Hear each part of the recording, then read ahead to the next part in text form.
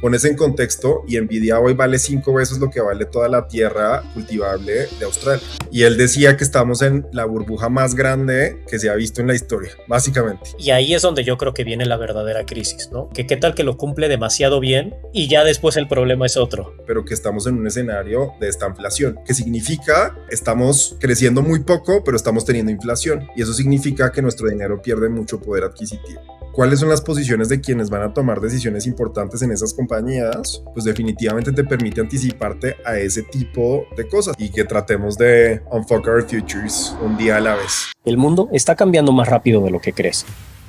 La inteligencia artificial, el dinero digital y el trabajo remoto no son tendencias, son el nuevo sistema. La pregunta no es si esto te va a afectar, es si vas a estar listo.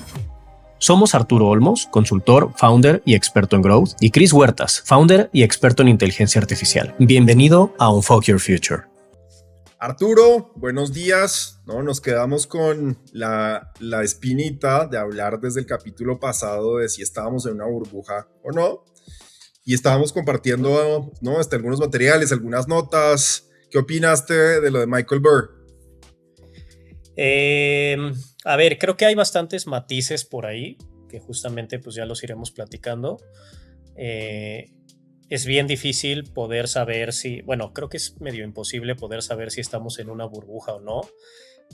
Básicamente si lo supieras, pues tendrías la bola de cristal que te resuelve todos los problemas y podrías hacerte millonario de la noche a la mañana, ¿no? Que ese es el gran problema, no sabemos cómo se va a comportar el mercado. Pero está interesante este artículo que nos compartiste. Si quieres, a ver, arráncate con algunos de los puntos que manejan por ahí y ya sobre eso vamos conversando. Justo, ¿no? Entonces, lo primero, ¿quién es Michael Burr? ¿No? Pues fue este fund manager que en el 2008 predijo la crisis inmobiliaria en Estados Unidos.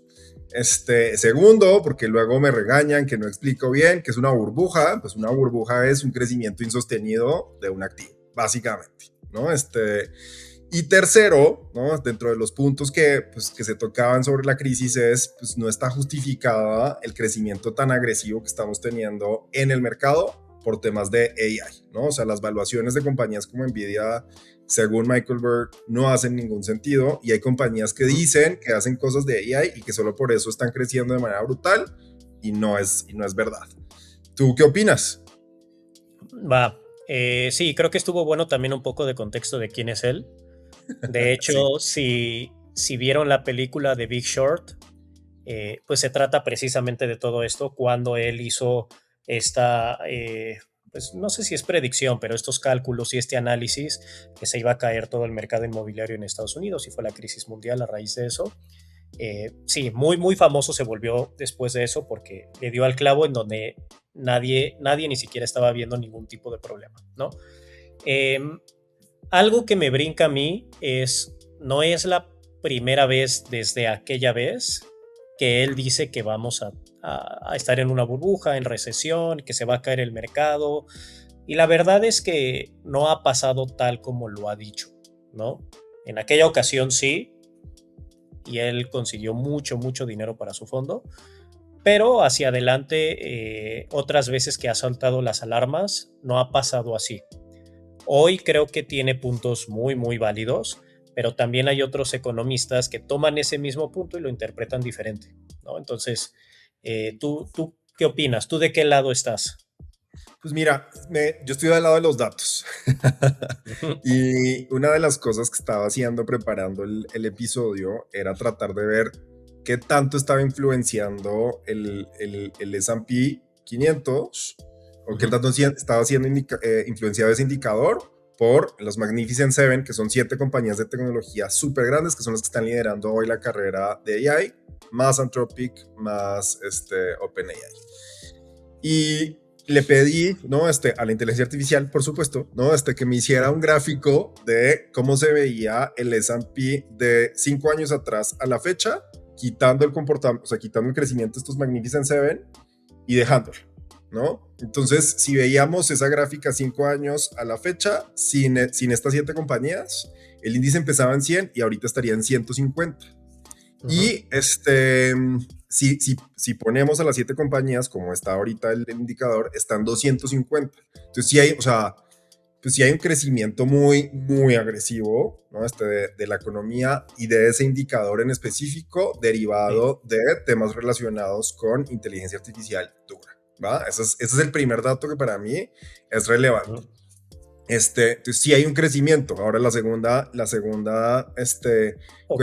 interrogante, de acuerdo a la Ahí, definición que decíamos de burbuja, ahí es entonces hay un crecimiento que se nota más cuando empiezas a tomar en cuenta las empresas que están fuertemente con inteligencia artificial, exacto, ¿no? El exacto, ¿no? mercado sí Entonces, sigue avanzando, pero lo hace mucho más tomando en cuenta estas empresas.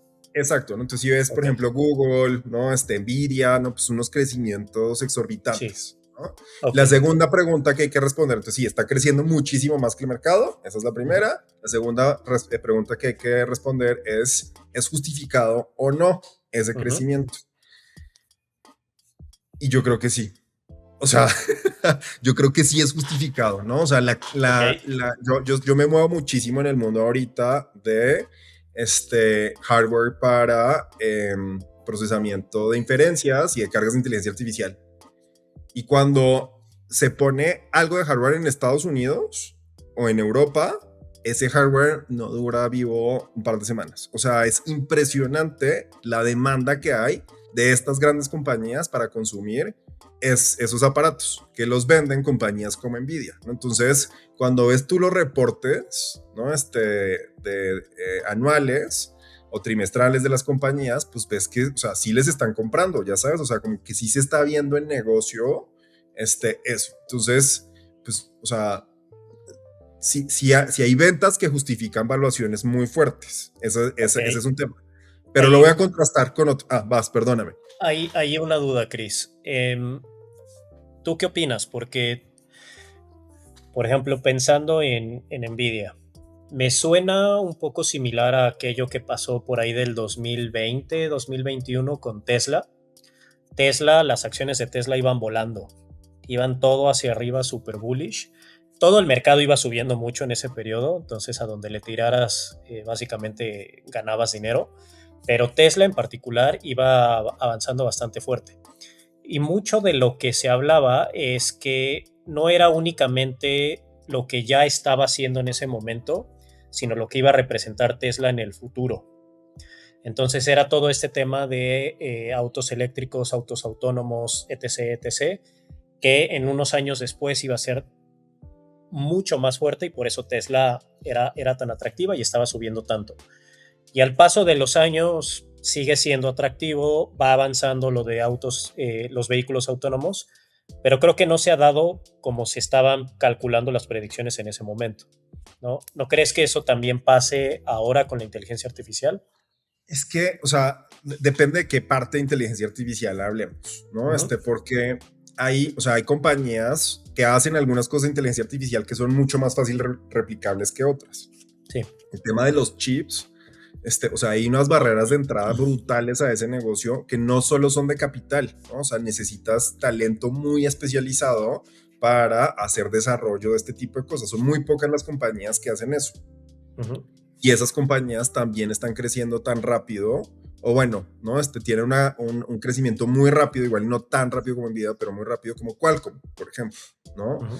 Entonces, o sea, yo lo veo diferente al tema de los coches en cuanto que hay barreras de entrada mucho más altas para producir coches. Hoy un grupo industrial de buen tamaño puede empezar a producir su marca de coches, como ha pasado en China, ¿no? Y por eso hemos visto un Ujú. florecimiento de oferta brutal y eso pues diluye el mode competitivo de Tesla. Pero en los chips, no tanto. En el tema de los modelos, creo que hay, ¿no? Hay menos barreras de entrada y eso pues, va a generar más competencia o está generando más competencia. Entonces depende un poco de lo que estemos hablando de AI, Sí. ¿no? Pero yo, o sea, lo que quería contrastar, ¿no? Este crecimiento, ¿no? Donde definitivamente sí hay ventas y hay todo, es, o sea, ¿qué tanto ese crecimiento se va a mantener? ¿No? Que viene otra vez a tu pregunta de, o sea, es ese futuro, ¿no? Parece que sí se va a cumplir o no. Entonces, a pesar de que hay barreras de Ujú. entrada y todo lo que estábamos hablando, pones en contexto y Nvidia hoy vale 5 veces lo que vale toda la tierra cultivable de Australia. Y, o sea, pues, ¿qué vamos a comer, no? O sea, ¿qué vale más, no? Cuando ya lo pones como en perspectiva, pues no Ujú. sé si vale 5 veces, o sea, algo tan grande y tan importante como pues, la tierra cultivable de un país tan relevante como lo es Australia. Entonces, Sí. ahí es donde me cuestiono si la evaluación o no es la correcta. Esa es la verdad de las cosas, ¿no? Ujú. Y hay otra cosa que me gustaría mencionar para contrastar, y es la diferencia de adopción que hay en AI en el hemisferio norte contra el hemisferio sur. La demanda de chips es brutal en Estados Unidos y en Europa, pero es muy pequeña en Latinoamérica, en África y en algunas partes de Asia. Entonces, como que me pone a pensar. Y lo que me pone a pensar, ¿no? Es, pues, ¿qué hacemos, ¿no? Ante eso, ¿no? Que es un poco de lo que se trata al final, o sea, esta conversación, ¿no? Ujú. Haya o no haya burbuja, ¿qué hacemos? Y cómo, o sea, cómo podemos prepararnos y cómo le podemos sacar provecho. ¿Qué opinas tú? Yo tengo mis opiniones, pero ¿tú qué opinas? Sobre qué es lo que hay que hacer. Ah, a ver, algo muy particular como tienes que hacer esto en específico, invertir acá y así, creo que es difícil, ¿no? Difícil que lo sepamos, que lo sepa cualquier persona, y tampoco podemos aventarnos a- a dar como ese tipo de sugerencias tan precisas y tan exactas, ¿no? Precisamente es, pues mete la envidia, no sé. Pero, y creo que al punto donde estaremos platicando un poco, es lo que sí tenemos que hacer es, si hoy tenemos ya algo de dinero, de patrimonio de nuestro lado, pues saber qué hacer con él, no solo para mantenerlo, sino para hacerlo crecer, ¿no?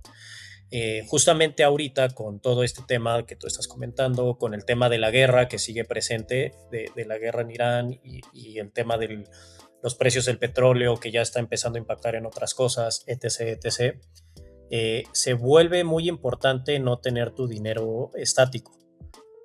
Y se vuelve muy importante evaluar también, ok, lo voy a poner a trabajar, ¿en dónde lo pongo? ¿No?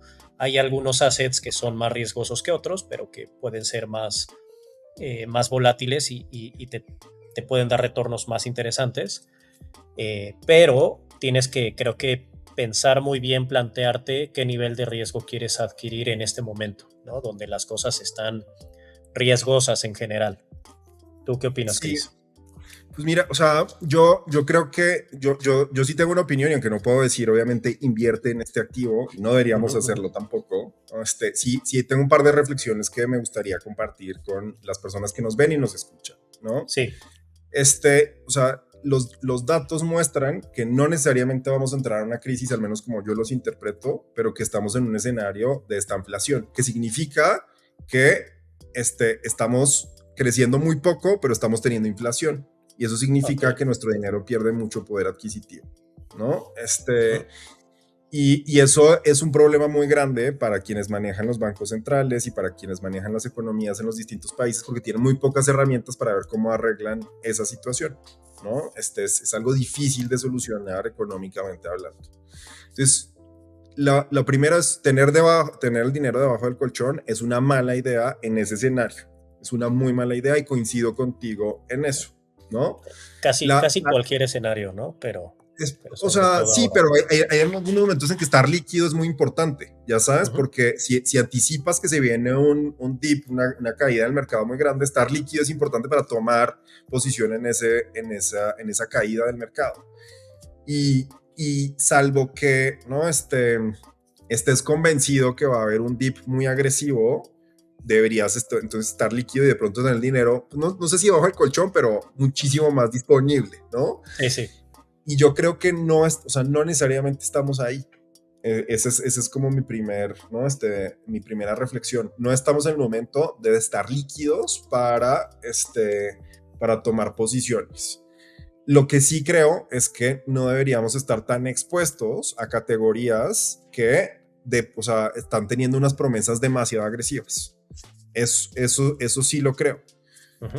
Este, y que dependiendo de la edad y de, ¿no? De tu manera de construir patrimonio, deberías tomar posiciones más arriesgadas o no. Entonces una persona más joven se puede dar el lujo de tomar más riesgos porque a lo largo del crecimiento del mercado, pues esas caídas y esas subidas lo van a compensar. Si ya estás más cerca de retirarte, pues debe ser pues mucho más conservador, ¿no?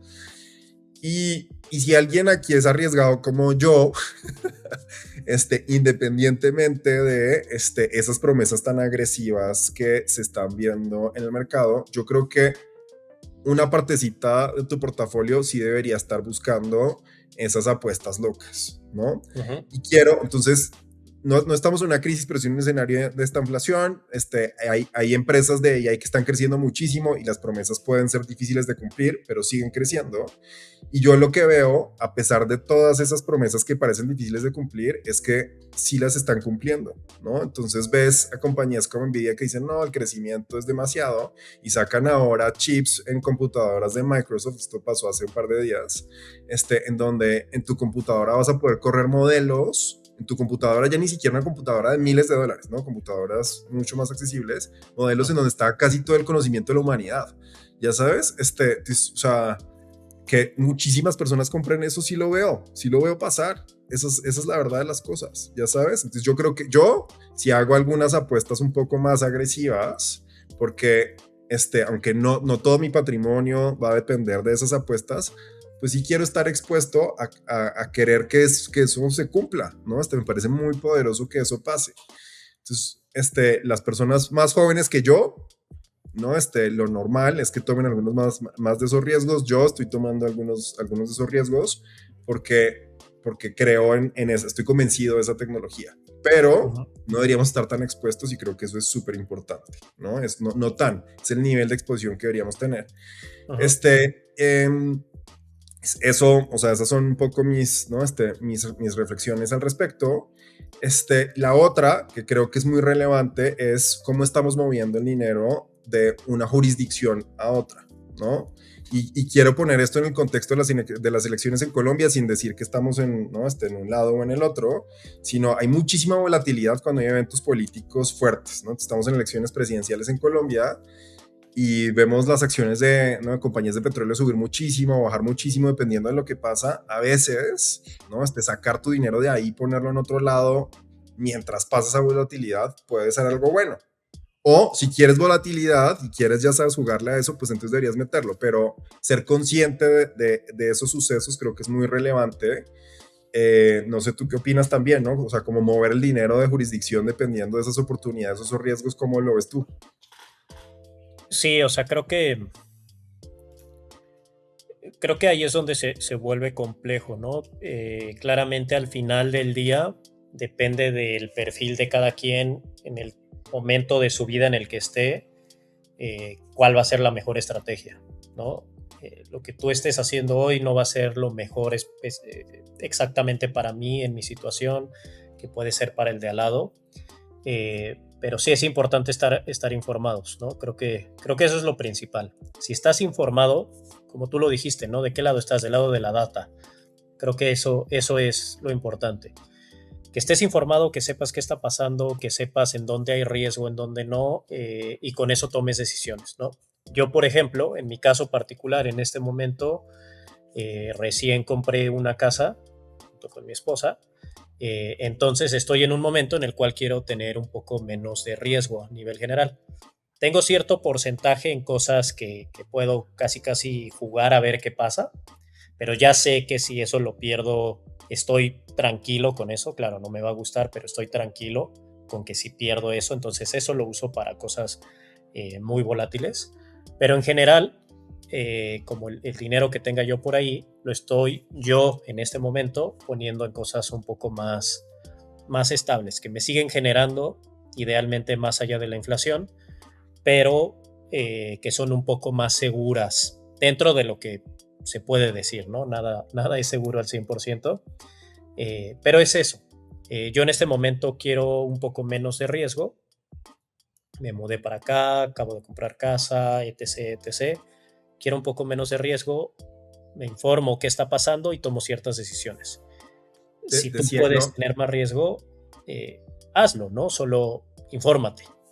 Claro, no, yo, como sabes, yo estuve mucho tiempo muy metido en el mundo de las hipotecas Ujú. y yo le decía a muchas personas que, o sea, el verdadero matrimonio es cuando sacas una hipoteca juntos, ¿no? Porque el divorcio, Sí. bueno, ¿no? Arregla, pero, o sea, deshaz una hipoteca en conjunto, buena suerte, o sea, es rudo, ¿no? Eso Ujú. ya es una conversación, mayor, ¿no? Eso, tener hijos, definitivamente eso cambia muchísimo, pues, digamos, tu perfil de riesgo, eso es un hecho, no podemos perder el tema de informarnos. Y es que la información te permite tomar ciertos riesgos que se pueden convertir en oportunidades, ¿no? En específico, en el tema de, por ejemplo, voy a hablar del tema de Colombia, tenemos una audiencia importante en Colombia, entonces me gustaría como hablar en específico de esto. Ujú. Eh, Hay dos candidatos, ¿no? Uno, pues, que se denomina de extrema derecha y otro que se denomina de izquierda.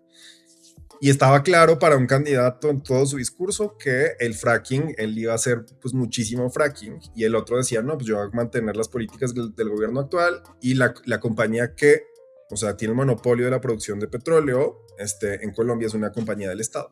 Entonces, esa Ujú. compañía ha tenido pues un comportamiento en la acción muy bajo, es una compañía de capital mixto, y pues ha venido bajando su precio. Cuando en las elecciones, en la primera vuelta en Colombia, superó por algunos puntos al candidato de izquierda, subió 16% en un día la acción de Ecopetrol, ¿no? Saber, ¿no? O entender cuáles son las posiciones de quienes van a tomar decisiones importantes en esas compañías o en esa economía, pues definitivamente te permite anticiparte a ese tipo de cosas y decir, ¿sabes qué? En mi análisis, en los datos que yo veo, yo creo que es más probable que este tipo quede en la presidencia, y entonces, ¿qué implica eso para el mercado? Y voy a hacer estas, ¿no? Estas apuestas.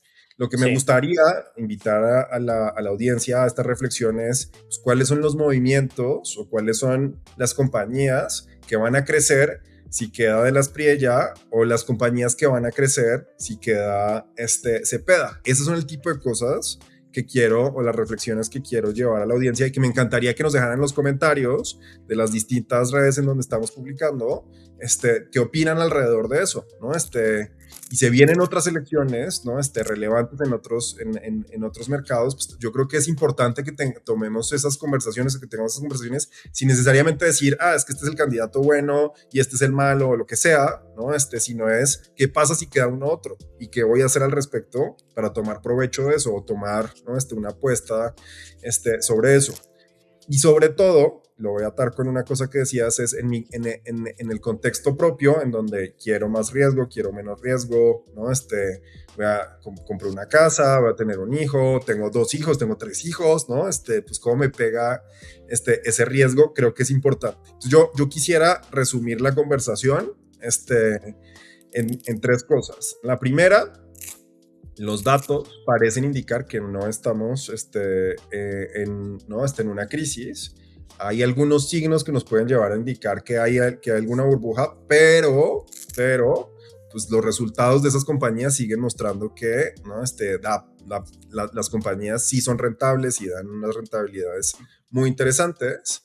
Ujú. Son apuestas difíciles de cumplir, y dependiendo de tu posición de riesgo, valdrá la pena que te expongas o no. Y en el mercado hay muchísima información que deberíamos consumir y absorber para reflexionar y ver si tomamos esas apuestas. Esas son 4 puntos, no 3, ahí me disculparán la audiencia. Que creo que vale la pena que, ¿no? Que conversemos. Ahora, ¿no? Sabiendo, ¿no? Todo esto que sabemos, ¿qué crees, Arturo, que esté pasando en la cabeza de nuestras audiencias para que podamos hablar el próximo capítulo? ¿De qué te gustaría hablar? Em, no sé, no estoy seguro, no estoy seguro qué puedo hacer, pero algo que me sigue haciendo ruido, por ejemplo, de este tema es, ok, hay datos que dicen que no estamos en una crisis o no es una burbuja que de repente va a reventar y va a provocar esa crisis, pero hay otras cosas pasando en paralelo, ¿no? Hay un tema que tal vez no es para desarrollarlo tanto ahorita, también ya lo hablamos en el primer episodio, pero sí, estas empresas de inteligencia artificial están haciendo que el mercado, el valor del mercado, por ejemplo, ahí en el S&P 500, vaya creciendo, creciendo, creciendo, y ok, hay datos que reflejan que ese valor está. Si es tal cual ese o es proyecciones a futuro, se verá, pero que por eso está subiendo y por eso vale lo que vale, ¿no? Hay ingresos, hay revenue, hay ventas, ok, qué bueno. Pero lo paralelo que pasa es, estamos dándole mucho poder, mucho dinero a estas empresas de inteligencia artificial, que por el otro lado puede tener impacto en los trabajos, en que las empresas crezcan en personal, que estén haciendo despidos, que las personas que están empezando apenas a entrar en el mundo laboral ya les cueste mucho más trabajo, y ahí es donde yo creo que viene la verdadera crisis, ¿no? Tal vez no en la burbuja de inteligencia artificial como que la empresa no va a cumplir con lo que promete, sino que qué tal que lo cumple demasiado bien y, y ya después el Claro. problema es otro. Claro, sí, o sea, yo creo que le diste en el clavo, que valdría muchísimo la pena que, ¿no?, profundizáramos en el siguiente episodio al respecto, y es, o sea, no solo es económicamente qué pasa con esa compañía, es, o sea, si lo cumple, cuáles son las implicaciones sociales Ujú. de eso, ¿no? Y los movimientos regulatorios que estamos empezando a ver para empezar a, no sé si la palabra es frenar, pero controlar, ¿no? Estas implicaciones, me parece que es un tema extraordinario, y vendremos con una conversación pues muy amena, para darle información al público que se prepare y que tratemos de unfuck our futures, un día a la vez, ¿no? Perfecto. Vale, Chris. Arturo, qué gusto como siempre. Ojalá escríbanos, ¿no? A través de las distintas redes. Si hay otras cosas que quieren que hablemos, por favor. Y nos vemos en el siguiente. Muchas gracias, Arturo. Perfecto. Bye.